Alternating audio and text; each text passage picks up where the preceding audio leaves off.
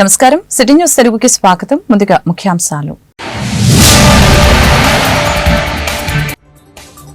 3 Rajya Sabha స్థానాలకి nomination దాఖలు చేసిన అభ్యర్థులు ఏకగ్రీవం కానున్న 3 సభ్యులు రాష్ట్ర అభివృద్ధిలో తమ వంతు పాత్ర పోషిస్తామని వెల్లడి.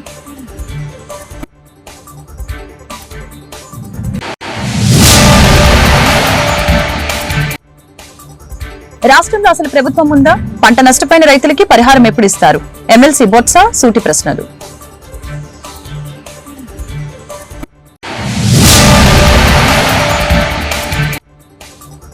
అన్నదాతలకు అండగా వైఎస్ఆర్సీపీ. ఈ నెల 13న రాష్ట్ర వ్యాప్తంగా నిరసన కార్యక్రమాలు, పోస్టర్లని విడుదల చేసిన పార్టీ నేతలు. రాష్ట్రంలో 3 రాజ్యసభ స్థానాలకి కూటమి అభ్యర్థుల నామినేషన్లు దాఖలు చేశారు. టీడీపీ తరపున బీదా మస్తన్ రావు, సానా సతీష్, బీజేపీ నుంచి ఆర్ కృష్ణయ్య నామినేషన్లు వేశారు. కార్యక్రమంలో మంత్రి అచ్చెన్నాయుడు, పలువురు ఎమ్మెల్యేలు పాల్గొన్నారు. ఈ సందర్భంగా అభ్యర్థులు మాట్లాడారు. రాష్ట్రాభివృద్ధికి తమ వంతు సహకారం అందిస్తామని చెప్పారు. తమకు అవకాశం ఇచ్చినందుకు ధన్యవాదాలు తెలిపారు. రాష్ట్రాభివృద్ధికి చంద్రబాబు చేసిన కృషికి తాము కూడా తోడ్పాటునవుతామని చెప్పారు. మంత్రి అచ్చెన్నాయుడు మాట్లాడుతూ రాష్ట్రంలో గత 5 ఏళ్లు దుర్మార్గ పాలన సాగిందని అన్నారు. చంద్రబాబు నాయకత్వంలో ప్రస్తుతం వ్యవస్థలన్నింటినీ గాడిలో పెడుతున్నామని చెప్పారు. అదేవిధంగా రాజ్యసభ ఎన్నికలకి నామినేషన్లు దాఖలు చేసేందుకు మంగళవారమే చివరి రోజు. రాజ్యసభ సభ్యులుగా కృష్ణయ్య, మస్తాన్ రావు, సతీష్ ఎన్నిక లాంఛనమే.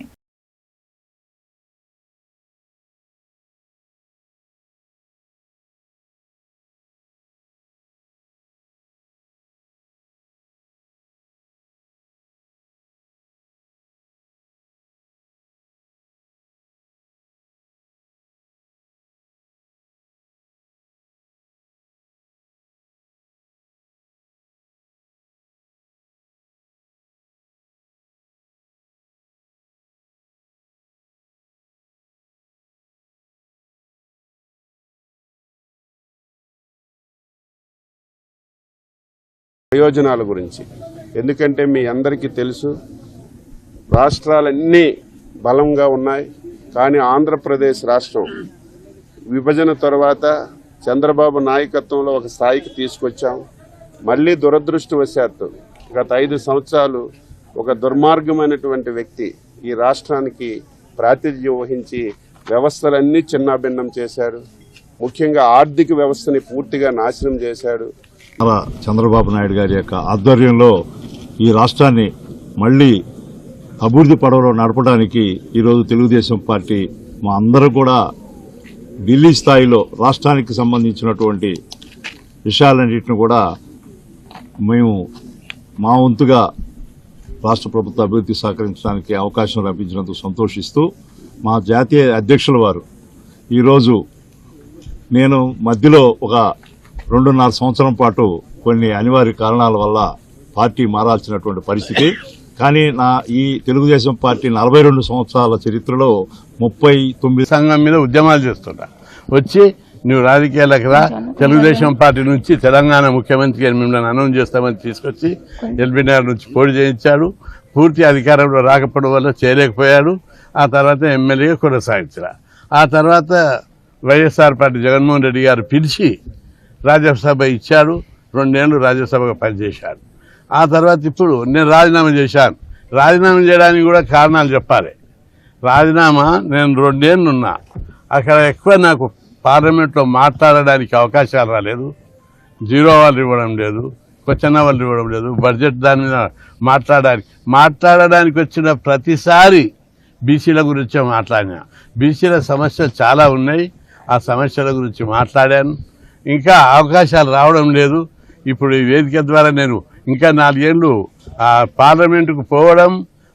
ఏపీలో అసలు ప్రభుత్వం ఉందా? పంట నష్టపోయిన రైతులకి ఎప్పుడు పరిహారం అందిస్తారంటూ వైఎస్ఆర్సీపీ నేత మాజీ మంత్రి బొత్స సత్యనారాయణ ప్రశ్నించారు. కాకినాడలో ఉమ్మడి గోదావరి జిల్లా వైఎస్ఆర్సీపీ సమీక్ష సమావేశం నిర్వహించారు. మాజీ మంత్రులు కురసాల కన్నబాబు, దాడిశెట్టి రాజా, వైఎస్ఆర్సీపీ నేత ముద్రగడ పద్మనాభం, మాజీ ఎంపీలు వంగ గీత, చింత అనురాధ హాజరయ్యారు. ఈ సందర్భంగా బొత్స మాట్లాడారు. విద్యార్థులు, రైతులు విద్యుత్ బిల్లులు పెంపుపై పోరాటం చేయాలని వైఎస్ జగన్ పిలుపునిచ్చారు. ప్రజల తరపున గొంతెత్తాలి, ప్రభుత్వంపై ఒత్తిడి తేవాలి, ధాన్యానికి మద్దతు ధర ఇచ్చి ప్రభుత్వమే కొనుగోలు చేయాలి. ఈ నెల 13న రైతు సమస్యలపై కలెక్టర్కి వినతి పత్రాలు ఇస్తామని తెలిపారు. ఈ నెల 27న విద్యుత్ బిల్లుల పెంపుపై ఉద్యమిస్తాం. జనవరిలో ఫీజు రియంబర్స్మెంట్ కోసం ఉద్యమిస్తామని బొత్స తెలిపారు. దాని మీద నిరసనగా 3 కార్యక్రమాలు చేద్దామని రైతులకు వచ్చా మన ఆసరాగా మేము 20,000 రూపాయలు మేము అందరికీ చేతికి ఇస్తామని చెప్పారు. పెట్టుబడి సాయం ఇవ్వట్లేదు, దాంతోపాటు గిట్టుబాటు ధర ఇవ్వట్లేదు. మళ్ళీ పైపెచ్చు ఇన్సూరెన్స్ కూడా వారి మీద భారం తీసుకొస్తున్నారు. 13వ తారీఖు నాడు కాకినాడ జిల్లాలో, అలాగే అమలాపురం జిల్లాలో, అలాగే రాజమండ్రి జిల్లాలో ఉన్న అందరూ పెద్దలు, కార్యకర్తలు, రైతులు అందరూ కలిసి కలెక్టర్కి వచ్చి వినతి నిర్మాణాన్ని మరి నిర్ణయించాం. ఎన్నికల ముందు వచ్చి కరెంటు ఛార్జీలు పెంచాం, నాణ్యమైన కరెంటు ఇస్తాము, ఒక పైసా భారం పండేయము, ఇంకా అవసరమైతే తగ్గిస్తామని చెప్పి మరి మోసపోతున్న మాటలు చెప్పారు తెలుగుదేశం పార్టీ పెద్దలు. ఆ తెలుగుదేశం పార్టీతో పాటు కూటమి పెద్దలు. ఇవాళ ట్రూప్ ఛార్జీలని సుమారు 15,800 కోట్ల రూపాయలని మరి వినియోగదారుల మీద, ప్రతి ఒక్కరి మీద ఒక యూనిట్కి రూపాయలు చొప్పున వాళ్ళ మీద వచ్చి భారం మోపిన పరిస్థితి. ఏదైతే ఈ 15,800 కోట్ల రూపాయలు ఉందో ఇది ప్రభుత్వమే డిస్కౌంట్లు చెల్లించాలి, ప్రభుత్వం ఈ భారాన్ని మోయాలి, ఇది తీసుకోవాలి అని ప్రభుత్వం మీద ఒత్తిడి తీసుకురావడానికి దీనికి కూడా మరి కలెక్టర్ గారికి రికమెండేషన్ అందరితో కలిసి వెళ్ళి 27వ తారీఖు ఇవ్వాలని నిర్ణయించుకోవాలి. వైసీపీ ప్రభుత్వం ఉన్నప్పుడు ఒక కోట కానీ పూర్తయితే చదువుకున్న విద్యార్థుల తాలూకా ఫీజు రింబర్స్మెంట్ ఇచ్చేది. వెంటనే 2వ కోట వచ్చిన లోపల ఆ కోట తాలూకా డబ్బులు రిలీజ్ చేసేవారు. కానీ ఇప్పుడు 3 త్రైమాసికాలు అయిపోయాయి, అయినా సరే ఇవ్వట్లేదు. కాబట్టి 3వ తేదీ లోపల ఈ ఫీజు రింబర్స్మెంట్ విద్యార్థులకి చెల్లించాలి, చెల్లించి తీరాలి. లేకపోతే దాని మీద 3వ తారీఖు నాడు మళ్ళీ దాని మీద ఒత్తిడి చేయడానికి మళ్ళీ కలెక్టర్కి వచ్చి దాని మీద వినతి ఇవ్వాలనేది నిర్ణయించాం. ఏదైనా ఇంట్లో ఒక ఎలక పెడితే ఏం చేస్తాము? ఎలకను వచ్చి భూమి పెట్టి పట్టుకుంటాం, కానీ ఇల్లు తగలబెట్టింది కదా. ఎవరు తగలబెడతారు? ఆలోచన లేనివాడు, అసమర్థుడు ఆ పని చేస్తాడు. ఆలోచన ఉన్నవాడు, సమర్థత ఉన్నవాడు ఒక బోన్ పెట్టి ఆ ఎలకను పట్టుకుంటాడు. ఇప్పుడు ఇక్కడ ఎలాగుందంటే ఇల్లు తగలబెట్టింది ఉంటే ఏమవుతుంది ప్రభుత్వం? అన్నదాతల కండగా వైఎస్ఆర్సీపీ నినాదంతో ఈ నెల 13వ తేదీన రాష్ట్ర వ్యాప్తంగా నిరసన కార్యక్రమాన్ని నిర్వహిస్తామని మాజీ మంత్రి వైఎస్ఆర్సీపీ సీనియర్ నేత అంబటి రాంబాబు తెలిపారు. ఈ నిరసన కార్యక్రమానికి సంబంధించిన పోస్టర్లను తాడేపల్లిలోని వైఎస్ఆర్సీపీ కేంద్ర కార్యాలయంలో మాజీ మంత్రి వెల్లంపల్లి శ్రీనివాసరావు, ఎమ్మెల్సీలు లీలాప్రెడ్డి, రుహుల్లా తదితరులతో కలిసి అంబటి ఆవిష్కరించడం జరిగింది. ఈ సందర్భంగా అంబటి మాట్లాడారు. వరి రైతుల్ని ఆదుకోవాలనేది మా నినాదం. రాష్ట్రంలో వరి వేసిన రైతుల పరిస్థితి అత్యంత దారుణంగా ఉందని చెప్పారు. ఈ ఏడాది అకాల వర్షాలతో రైతులు చాలా నష్టపోయారు. ధాన్యం దిగుబడి తగ్గిపోయింది. రైతులకి కనీస మద్దతు ధర దక్కడం లేదని చెప్పారు.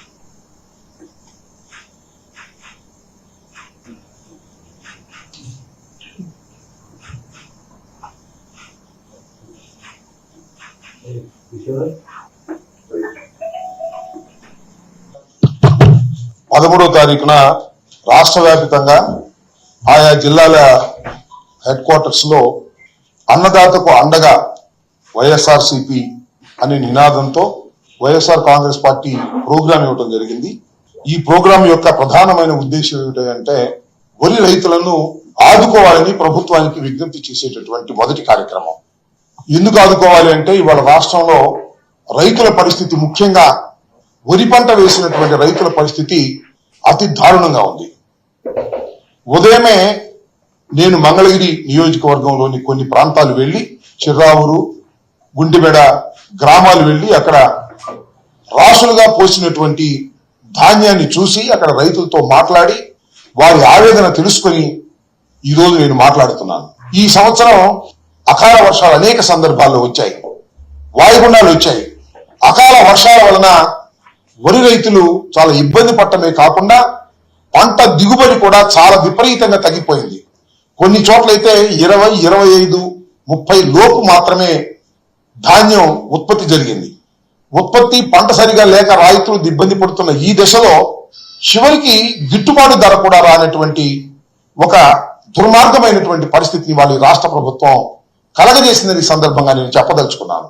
నేను వెళ్ళిన చోట చెప్పారు, 2 రోజుల క్రితమో 3 రోజుల క్రితమో మన జిల్లాకు చెందినటువంటి మంత్రి పౌర సరఫరాల శాఖ మంత్రి గారు రైతుల దగ్గరికి వెళ్లారని, ఆ రైతులు రాసులు చూసి అడిగితే వారు తమ బాధలు చెప్తే మీరు కంగారు పడాల్సిన అవసరం లేదు, మీరు ప్రభుత్వమే కొంటుంది, ప్రతి గింజ కూడా ప్రభుత్వమే కొంటుంది, గిట్టుబాటు ధర ఇచ్చి కొంటుంది, బ్రోకర్లకు మీరు అమ్మవద్దు అని చెప్పటమే కాకుండా జస్ట్ ఫోన్లో హలో అని పెట్టండి, మీ రైతు సమస్య పెట్టండి, నేను తక్షణమే తేల్చేస్తాను, మీకు సహాయంగా ఉంటానని హామీ ఇచ్చిన. మన భూమికి సంబంధించి మనకు హక్కు కలిగి ఉండాలంటే తప్పనిసరిగా డాక్యుమెంట్లు సక్రమంగా ఉండాలని మండల తహసీల్దార్ కూచిపూడి నెహ్రూ బాబు పేర్కొన్నారు.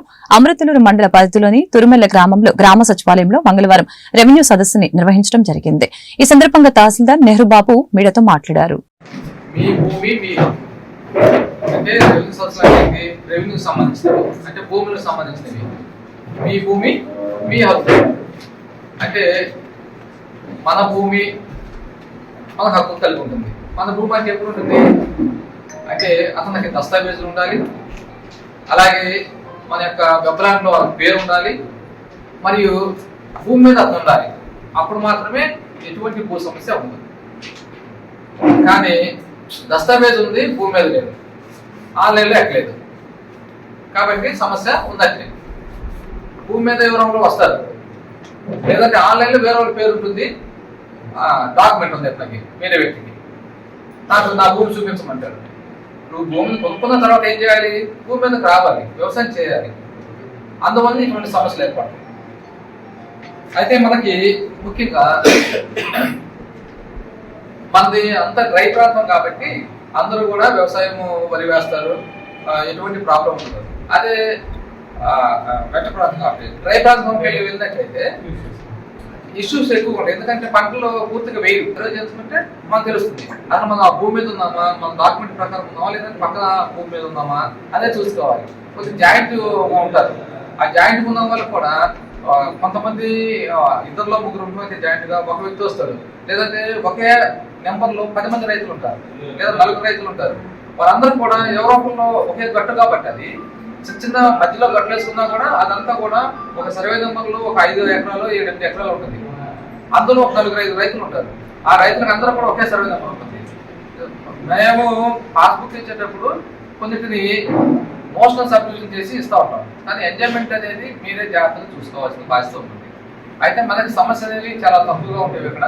అయితే 2 సెంట్లు 3 సెంట్లు తగ్గినప్పుడు మీరు జాగ్రత్తగా వచ్చి మీ రికార్డులను చూసుకుని మీరు ఎంజాయ్మెంట్ ఉన్నారో లేదో చూసుకుని వెరిఫై చేసుకుని సర్వే చేసుకుని మీ భూమి మీరు పక్కాగా ఉంచుకోవాల్సిన బాధ్యత ప్రతి రైతు మీద ఉంటుంది. మీ భూమి మీ హక్కు అంటున్నాము కాబట్టి మనం హక్కు కలిగి ఉండాలంటే ఖచ్చితంగా డాక్యుమెంట్ ఉండాలి, వెబ్లాండ్లో మీ పేరు కలిగి ఉండాలి, మరి ఎంజాయ్మెంట్ లో ఉండాలి. అప్పుడు మాత్రమే మీకు హక్కు ఉన్నట్లు. కాబట్టి ప్రతి రైతు కూడా ఇది గమనించండి. అలాగే ఇటువంటి రెవెన్యూ సంస్థలను సద్వినియోగం చేసుకుంది. మేము మీ గ్రామం వచ్చేసి పెడుతున్నాం. అదే మేము మా దగ్గరికి మండల స్థాయికి వచ్చినప్పుడు మాకు వివిధ పనులు ఉంటవి, కలెక్టర్ గారు మీటింగ్ ఉండొచ్చు, లేదంటే వేరే ఫీల్డ్కి వెళ్ళి ఉండొచ్చు. మీరు వస్తారు 2 సార్లు 3 సార్లు వస్తారు, తిరిగి వెళ్తూ ఉంటారు. మేము వచ్చినప్పుడల్లా ఎంఆర్ఓ గారు లేదంటే ఉంటారు. కానీ మీ గ్రామమే వస్తున్నాం. మీ గ్రామం వచ్చినప్పుడు దాన్ని మీరు సద్వినియోగం చేసుకోవాలని ఈ సందర్భంగా మీ అందరికీ తెలియపరుచుకుంటున్నాము. కాబట్టి ఈ యొక్క మీ భూమి మీ హక్కు ఈ మన డిసెంబర్ 6వ తారీఖున స్టార్ట్ అయింది. వచ్చే నెల 8వ తారీఖు వరకు ఈ యొక్క రెవెన్యూ సంస్థలు ఉంటుంది. కాబట్టి వీటన్నిటిని మీరు సద్వినియోగం చేసుకోమని కోరుకుంటున్నాను. కలుషితమైన నేటి రాజకీయ తరానికి కీర్తిశేషులు వేమూరు మాజీ ఎమ్మెల్యే కొడాలి వీరయ్య స్ఫూర్తిదాయకమని మాజీ ఎంపీపీ మైనేని రత్నప్రసాద్ పేర్కొన్నారు. అమృతలూరు మండల పరిధిలో మోపర్రు ప్రాథమిక ఆరోగ్య కేంద్రంలో మంగళవారం కొడాలి వీరయ్య 24వ వర్ధంతి ఘనంగా నిర్వహించారు. ఈ సందర్భంగా ఆయన చిత్రపటానికి పలువురు పూలమాలలు వేసి ఘనంగా నివాళులర్పించారు. కొడాలి వీరయ్య వర్ధంతిని పురస్కరించుకుని అమృతలూరు మండల పరిధిలోని మోపర్రు ఇంటూరు పీహెచ్సీలో పనిచేస్తున్న ఆశా వర్కర్లకి మైనేని రత్నప్రసాద్ ఆర్థిక సహకారంతో నూతన వస్త్రాలు పంపిణీ చేశారు.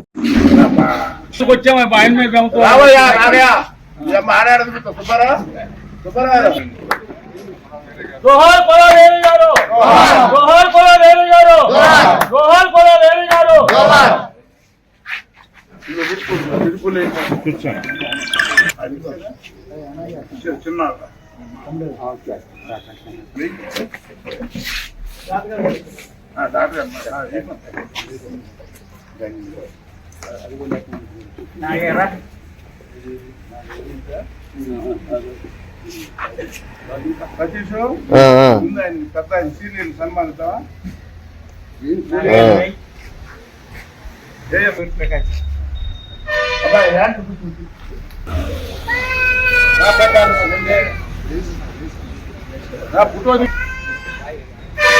చూడు సరే వెళ్ళు.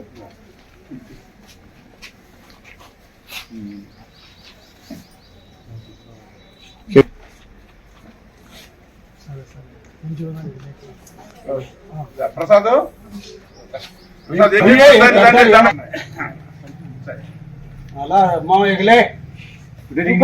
మాధవ రా.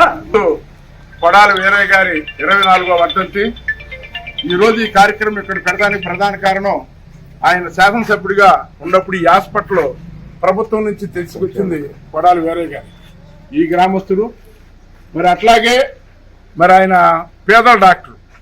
ఆ రోజుల్లో మరి ఇప్పుడు 60-70 సంవత్సరాలు మరి వామనొండపాలెం కానీ, మోపర్ కానీ, తురిమెళ్ళ కానీ ఈ గ్రామాల్లో ఉన్నవారు మరి దరిదాపుగా ఆయన హాస్పిటల్లోనే జన్మించుంటారు. అట్లాగే ఆయన 3-4 గొప్పతనాలు చెప్పుకోవాలి. మంచి ప్రాణ స్నేహితులు ఇద్దరు. ఇంకా ప్రత్యేకంగా మరి రామబ్రహ్మం గారు వారి కుటుంబం, అంతకుముందు నాకు తెలియదు కల్లూరు చంద్రమౌళి గారు ఉన్నారని.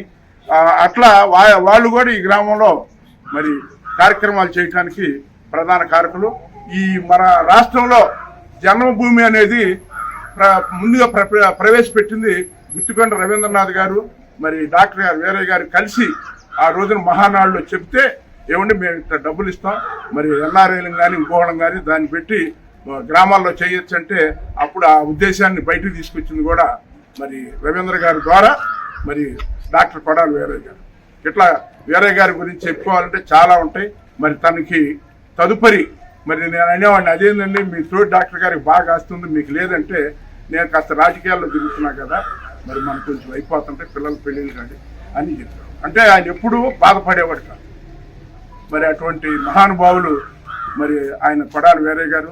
మరి వాస్తవంగా ఏదన్నా చిన్న పదవి వస్తేనే మనం మరి చాలా గర్వంగా ఉంటాం. ఆయనను తప్పనేవాడు, మొహమాటం లేకుండా. ఎవరేమనుకున్నా సరే ఆయన దృష్టిలో తప్పు అంటే తప్పు. మరి ఆ ఉద్దేశంతోనే ఈరోజు ఈ పిఎస్సిలో మరి చిన్న ఉద్యోగులు, ఆశా వర్కర్లు, మరి వాళ్ళందరికీ కూడా అతి తక్కువ జీతం. మరి వాళ్ళకి మరి కరోనాలో కూడా 2 సంవత్సరాలు బట్టలు ఇచ్చాం.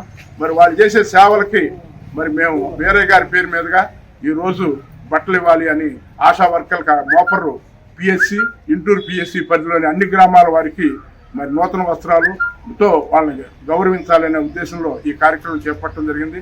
ఈ కార్యక్రమానికి ఇచ్చేసిన అందరికి కూడా కృతజ్ఞతలు.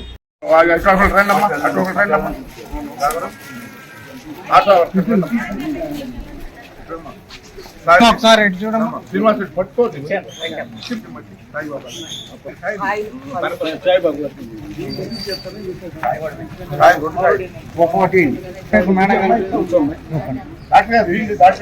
అమ్మాయి ఎవరున్నారమ్మా?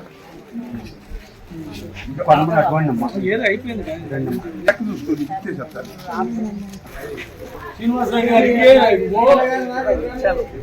నాగార్జున సాగర్ ప్రాజెక్టు శంకుస్థాపన దినోత్సవాన్ని మంగళవారం విజయపూర్ సౌత్ లో ఘనంగా నిర్వహించారు. ముందుగా నెహ్రూ చిత్రపటానికి పూలమాలలు వేసి ఘనంగా నివాళులు అర్పించారు. కార్యక్రమంలో SI Sheikh Mohammed Shafi, CRPF CI Khaleel, TDP అధ్యక్షులు బొల్ల వెంకటేశ్వర్లు, ఏఈలు వెంకట సుబ్బయ్య, హిమబిందు, అనిత, శ్రీ భారతి, సోమాల నాయకు, మైలపల్లి అప్పలరాజు తదితరులు పాల్గొన్నారు.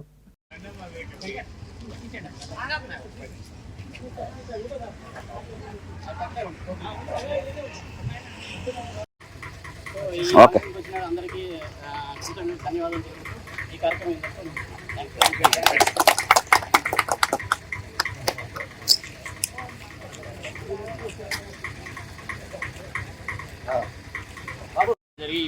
ఇప్పుడు ఈ రోజుకి 69 సంవత్సరాలు పూర్తి చేస్తున్నారు. 70 సంవత్సరాలు అడుగు పెడుతున్నాం.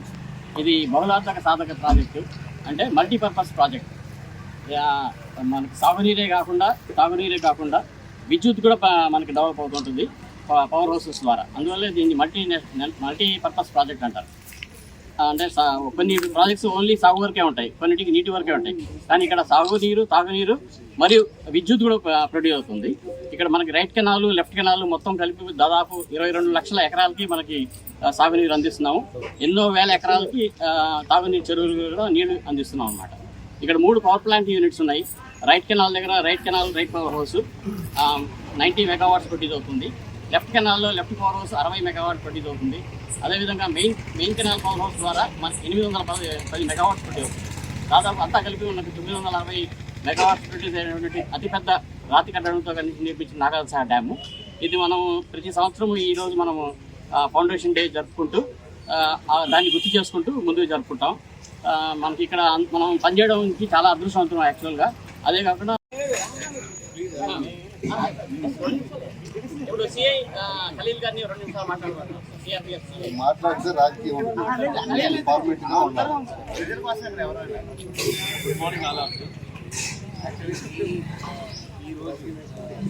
శంకుస్థాపన దినోత్సవం అందరికీ శుభాకాంక్షలు. నేను ఈ చిన్న సందర్భం అంటే మీ అందరితో షేర్ చేసుకోవాలనుకుంటున్నాను. నేను ఇదే డిస్ట్రిక్ట్ వాడిని. చిన్నప్పుడు మాకు ఇదే డ్యామ్ చూపించడానికి అని చెప్పేసి చిన్నప్పుడు స్కూలింగ్ టైంలో ఎక్స్కర్షన్ అని చెప్పి తీసుకొచ్చారు. అదే డ్యామ్ మళ్ళీ ఈరోజు నేను అంటే సెక్యూరిటీ ఇన్ఛార్జ్గా ఉండడం చాలా సంతోషంగా ఉంది. అయితే డ్యామ్ వల్ల చిన్నప్పటి నుంచి మేము చూస్తూ పెరిగాము. ఇప్పటికీ అంటే వేరే స్టేట్ వాళ్ళు ఛార్జ్ తీసుకున్నారు, వేరే స్టేట్ వాళ్ళు ఇక్కడ మాతో పాటు పనిచేస్తున్నారు. సో వాళ్ళకి స్టార్టింగ్లో వచ్చినప్పుడు ఈ గొడవ, ఈ డ్యాము ఇదంతా ఏం అంటే వేరే స్టేట్ వాళ్ళకి అంత నాలెడ్జ్ ఉండదు కదా. మేము ఏంటంటే చిన్నప్పటి నుంచి ఎమోషనల్ టచ్ ఉంటుంది. నాగార్జున సాగర్ అంటే లోకల్లీ ఉండి ఏ చిన్న అంటే సెలవు దొరికినా ఏదన్నా ఇక్కడికే వచ్చేసే వాళ్ళం. ఫ్రెండ్స్తో కూడా కాలేజ్ టైంలో కూడా ఇక్కడికి వచ్చాము, ఇక్కడ చూసాము. అయితే ఇప్పుడు ఏంటంటే వీళ్ళకి తర్వాత వాటర్ వచ్చిన తర్వాత ఆ 26 గేట్స్ తీసిన తర్వాత అర్థమైంది అసలు దీని ప్రాముఖ్యత అంటే ఎంత ఎఫిషియన్సీ ఇది, ఎంతవరకు ఇదని చెప్పేసి ఎంతమంది వస్తున్నారు చూస్తున్నారు అని. ఒక రకంగా చెప్పాలంటే నాగార్జున సాగర్. వార్తలు ముగించే ముందు ముఖ్యాంశాలు మరొకసారి. 3 రాజ్యసభ స్థానాలకి నామినేషన్ దాఖలు చేసిన అభ్యర్థులు ఏకగ్రీవం కానున్న 3 సభ్యులు రాష్ట్ర అభివృద్ధిలో తమ వంతు పాత్ర పోషిస్తామని వెల్లడి.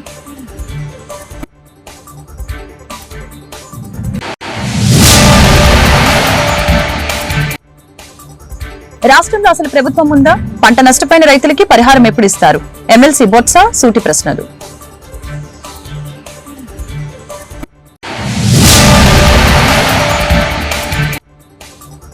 అన్నదాతలకు అండగా వైఎస్ఆర్సీపీ. ఈ నెల 13న రాష్ట్ర వ్యాప్తంగా నిరసన కార్యక్రమాలు, పోస్టర్లని విడుదల చేసిన పార్టీ నేతలు. ఈ వార్తలు ఇంతటితో సమాప్తం. మరొక బులెటిన్ మళ్ళీ కలుద్దాం. నమస్కారం.